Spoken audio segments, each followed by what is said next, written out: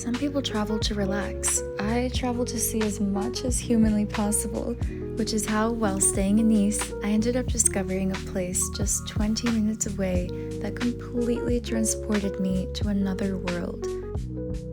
Just 20 minutes away from Nice, I found myself somewhere completely unexpected, Villa Kérylos. This beautiful villa is on the waterfront in Beaulieu-sur-Mer, and it's built directly facing the Mediterranean.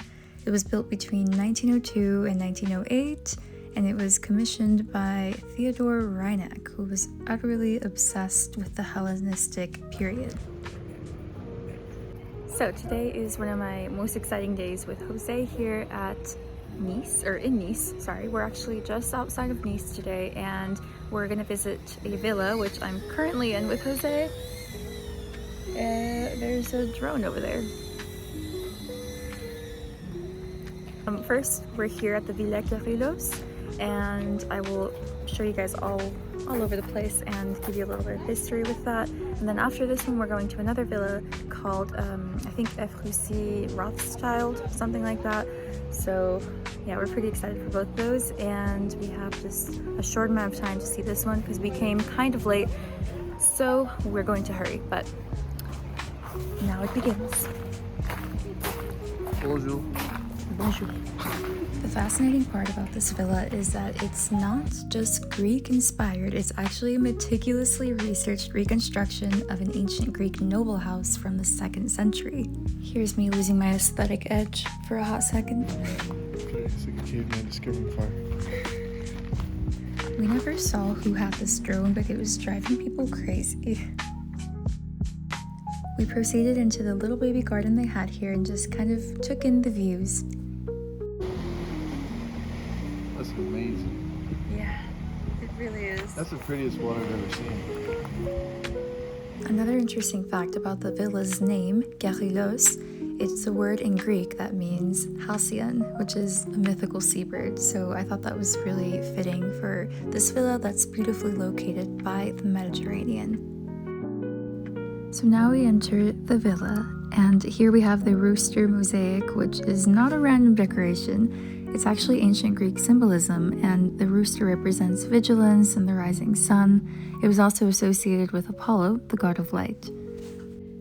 As we know, ancient Greek bathing was social and ritualistic, and what's interesting is that our visionary 𝓸𝓚 recreated these bathing spaces inspired by Greek and Roman sources. And now here we are at the open courtyard, which is called a peristyle courtyard. In ancient Greece, this was very typical, and the homes were kind of built inward and not outward because the courtyard would provide light, air circulation, privacy, and mainly a central gathering point. It symbolized harmony between the architecture and nature. Let's talk about our visionary 𝓛𝓮𝓷𝓷𝓮 a little bit more. He's not just a rich guy, he was a scholar. And these rooms, these libraries and writing rooms that he had represent the Greek intellectual culture, philosophy, study, debate. And that just shows that this house wasn't designed for lavish parties, it was designed for intellectual life. And something interesting is that this was a very modern villa. It had plumbing, it had heating, it had electricity. He truly ensured that the home felt authentically Greek without sacrificing early 20th century comfort. Here's something cool. These chairs are based on an ancient Greek design called the 𝓛𝓮𝓽𝓼, known for its curved legs and woven leather seats that are surprisingly comfortable. And they are everywhere. We really found them in many rooms, and I thought they were very beautiful. And something else that people don't realize is that the lighting here was very intentional. You can tell here in the stairs by the windows that were placed there strategically, because Greek homes relied mostly on natural daylight rather than bright artificial lighting, which I really appreciated. This next room is one of my absolute favorites. I love how much detail there is everywhere on the walls, the lighting, the columns. It was absolutely beautiful.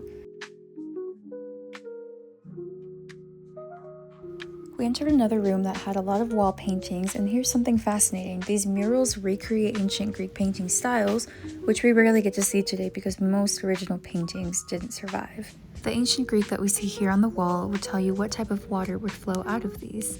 And even though this all looks very ancient, it was all actually very modern. It had modern plumbing, modern electricity, heating, all of the good stuff. As we move through the villa, the mosaic floors continued, this one showing the myth of Ptolemy traveling the world in a chariot pulled by winged serpents. And even the ceilings follow the same idea, with painted panels arranged in geometric squares, just like decorative ceilings in ancient Greek homes. As we made our way back downstairs, it became clear that this wasn't just a villa inspired by ancient Greece. The entire house was carefully reconstructed using archaeological discoveries to recreate how wealthy Greeks actually lived more than 2,000 years ago. Now we're back at this beautiful entrance. I did not want to leave this villa. I thought it was absolutely stunning and everything just was so cohesive. I can really see how much effort they put into building this.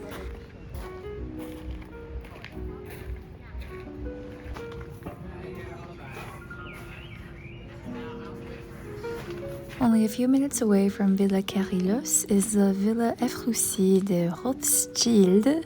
I always feel like I'm saying that wrong, but it's a pink villa overlooking the Mediterranean, surrounded by 9 gardens that are inspired by different countries. Unfortunately, that's all the footage I got because we got there so late that we had to just run through everything, and we went back to Nice.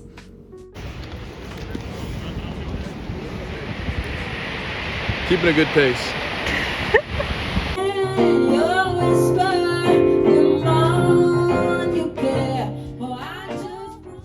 During our last day in Nice, we went to Castle Hill, 𝓛𝓮𝓷𝓷𝓮𝓬, and we had the most spectacular views of Old Town Nice. We're at this waterfall here. I'm getting very wet.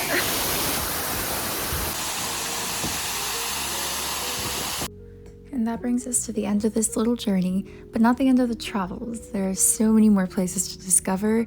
If you'd like to keep exploring the world with me, you can subscribe and I'll see you in the next adventure.